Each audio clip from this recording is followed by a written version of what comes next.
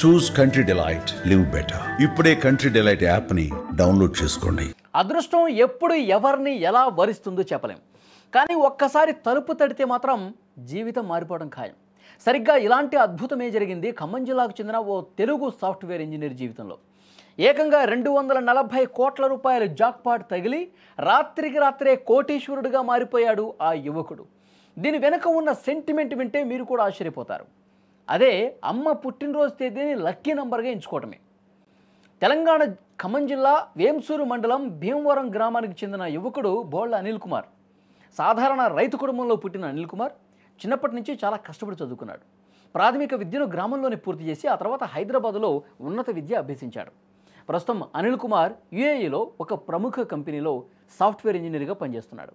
కొంతకాలంగా ఆయన లాటరీలో తన అదృష్టాన్ని పరీక్షించుకుంటూ ఉన్నాడు.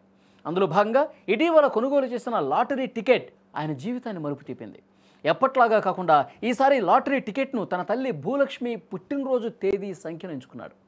ఆ అమ్మ సెంటిమెంటే అనిల్ కుమార్కు ఏకంగా 240 కోట్ల రూపాయలు జాక్పాట్ తీసుకొచ్చి పెట్టింది.